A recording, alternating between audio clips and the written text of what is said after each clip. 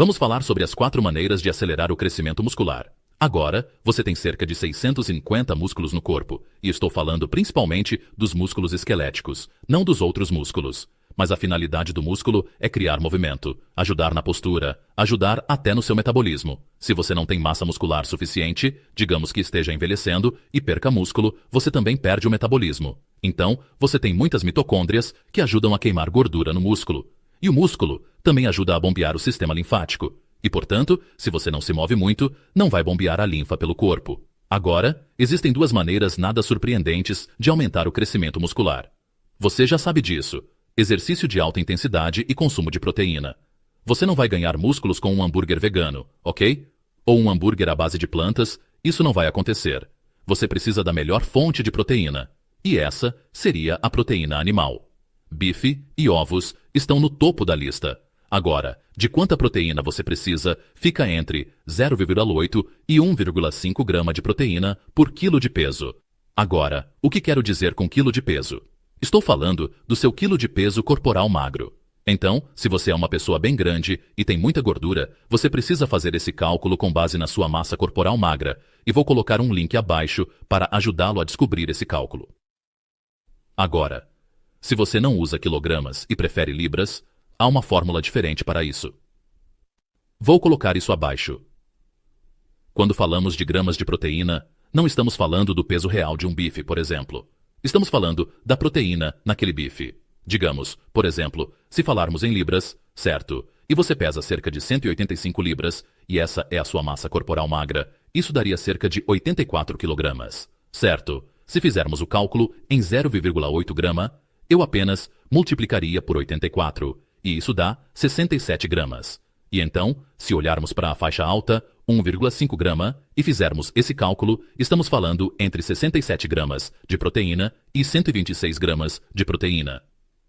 Então, o que determinaria se você fica na faixa baixa ou na alta? Sua idade, quão ativo você é, quanto exercício você faz e a força do seu sistema digestivo. Por exemplo, se você tem 95 anos, provavelmente não vai fazer o topo, a maior quantidade de proteína, ao contrário de um atleta de 20 anos, e algumas pessoas podem até precisar chegar a 2 gramas de proteína por quilograma de massa corporal magra. Agora vamos às coisas surpreendentes que podem aumentar a velocidade do crescimento muscular. A primeira na lista é a creatina, certo? Certo? E a propósito, a creatina está nos alimentos, especialmente na carne. Mas, se quisermos acelerar o crescimento muscular, queremos tomá-la como suplemento. Ela não cria músculo em si, mas indiretamente, sim, porque a creatina é como um tampão ou um substituto de energia, especialmente no exercício de alta intensidade e curta duração.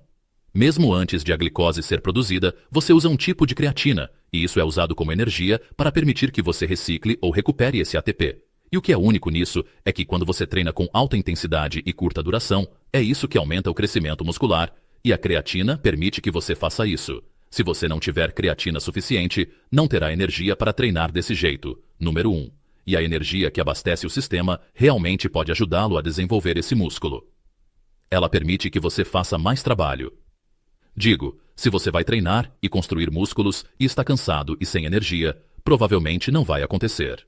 Agora, quanto à quantidade de creatina de que você precisa, se estiver realmente sério sobre construir músculos, eu usaria 20 gramas por cerca de 5 dias, e depois reduziria para uma dose de manutenção de 3 gramas pelo resto do mês.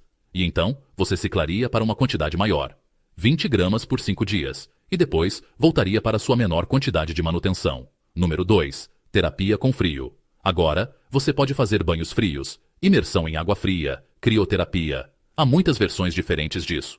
Quando você está no frio, o corpo precisa fazer algo muito único, manter a temperatura central. Então, ele precisa gerar uma quantidade tremenda de energia para fazer isso. Para isso, você vai gerar um tipo de gordura marrom, que então vai estimular a gordura branca e você vai queimar muitas calorias. E assim, a combinação de queimar mais calorias, queimar mais gordura e a terapia com frio, tanto em ratos quanto em humanos, aumenta a expressão astacnal musculares. Sim, certos genes nos seus músculos que ajudam o crescimento muscular, bem como algo chamado RNA, que é como a fábrica de proteínas que fabrica diferentes proteínas. A terapia com frio aumenta isso. A terapia com frio também diminui a inflamação. Você talvez tenha ouvido estudos que mostram que a terapia com frio, na verdade, não aumenta o músculo. Ok, ela na verdade vai encolher seus músculos. Isso é verdade inicialmente, mas na fase de recuperação ela aumentará o tamanho muscular. É como qualquer tipo de estresse. Você pode exagerar. Queremos um estresse do tipo intermitente no corpo para criar mudanças interessantes. Número 3. Jejum intermitente. Há uma corrente de pensamento que diz que, se você não está comendo, seus músculos vão atrofiar. Mas o que acontece quando você faz jejum intermitente? Você estimula o hormônio do crescimento, estimula todo tipo de coisas que, indiretamente, podem potencialmente aumentar o músculo por meio do hormônio do crescimento. Eis o porém. Você provavelmente não vai ganhar músculo se estiver fazendo qualquer tipo de jejum prolongado. Estou falando apenas de fazer jejum intermitente, como 2 refeições por dia, sem reduzir suas calorias, apenas eliminando os lanches. Porque o jejum intermitente também tornará a insulina mais sensível. Assim, ao corrigir a resistência à insulina, você pode realmente levar mais insulina ao músculo, porque beliscar o tempo todo destrói todo esse processo. Outro porém, você precisa estar razoavelmente saudável para jejuar. Digo, se você pegar uma pessoa muito doente e começar a colocá-la sob esse estresse do jejum, talvez não seja a melhor coisa para começar.